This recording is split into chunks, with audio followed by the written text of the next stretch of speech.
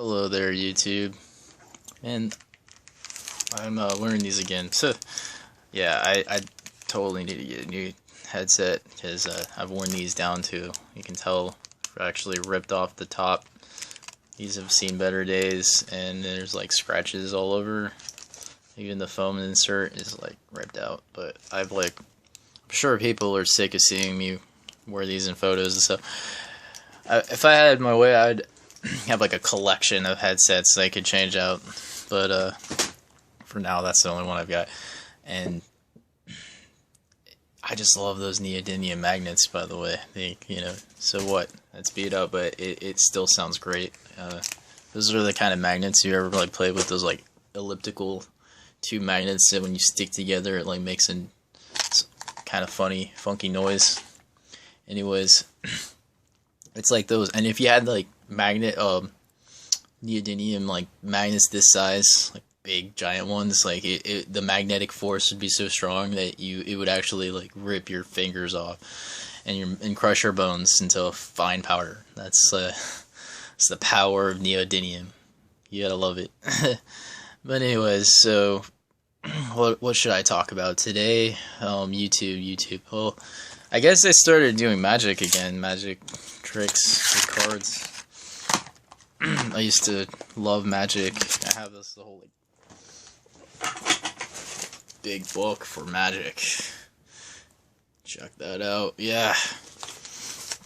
And I don't know. I guess me doing music and bands in high school kind of took my attention away from that for a while.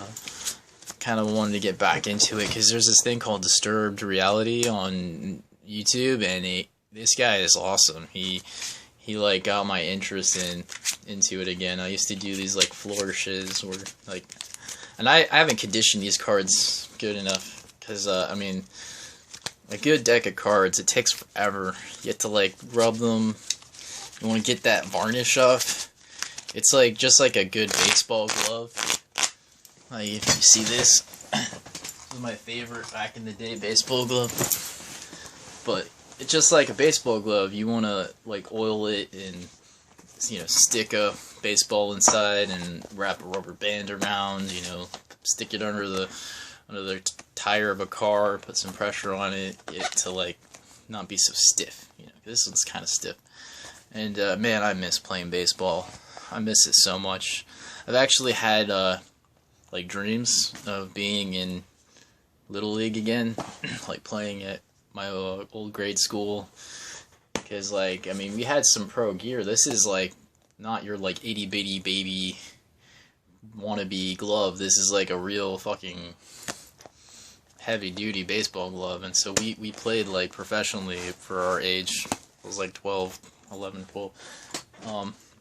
I remember there was a guy named Stevie Ogden. He could pitch at 96 miles per hour in grade school. That was unbelievable. And there was guys who could hit into the far outfield. I mean, almost like it seemed like a mile away. It's like, not really, but all the way up to the school building. And the front yard of the school where the baseball diamond was huge. I mean, it was going all the way to the back of the buildings. It's a good 2 football fields away, at least. So, but anyways, there was this flourish I've been trying to learn, where it involves doing like that, and then you go like that, and then like that. I don't know. It's ridiculous to learn. It's really cool. Hopefully I can condition these cards just like the baseball glove. Because you want to get that. They're too slippery. That's what it is. It's like they actually sell preconditioned cards because like a good magic deck of cards needs to be broken in. You gotta like get them broken in. They're too stiff. That's what she said. Haha, funny joke, not really.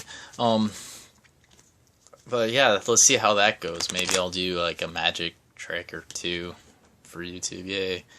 I had some pretty awesome tricks that I had in a few books that actually they're like, you prep them up, you make them yourself, and they're like some of the best, I think, stage tricks that I know of so far. I mean, they're just like timeless. One of them is that rice trick, the rice bowl trick, and then another one's with this fan, and you rip up pieces of tissue, and you stick them in water and roll them into a ball, and then you take a fan and you fan them, and it like instantly turns into confetti. It's really awesome. Other than that, what should I talk about? I don't know. I watched the Patriot on Blu-ray.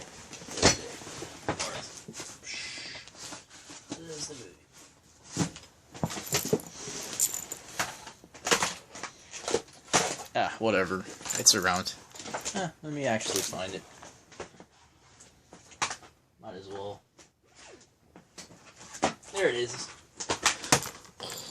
Now, I mean, keep in mind, Blu-ray came out in like 2006, but I was never an early adopter of it. I remember the first DVD I ever watched was The Grinch, Who Stole Christmas with John Kerry on Blu-ray when I first got a PS2, PlayStation 2, and I remember being the Nintendo 64 kid that I always was. That was a huge... I didn't even adopt the PlayStation 1. I immediately jumped into 2 as a kid, and this was back 10 years ago when I was like 15. Man, that was insane. Like, I remember that feeling of getting a PlayStation 2 was like, you know how like when you're older, nothing seems to excite you as much as it used to? Like, I was like stoked. I was like so excited for that. Like, I wish I could feel that way about stuff again.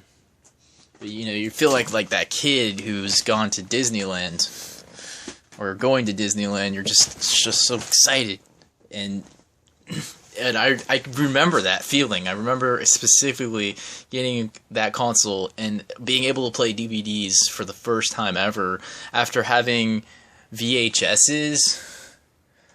I mean, for real. Let's see if I still have VHS in here. I kept a VCR for my old TV. Right now, what is this? Beauty and the Beast. Yeah. I made an inside joke that my friends, from my old band Acacia, like, they remind me of Belle and the Beast. The vocalist, she's like Belle from Beauty and the Beast. If she was a Disney character, she'd be Belle because Belle's always reading a book.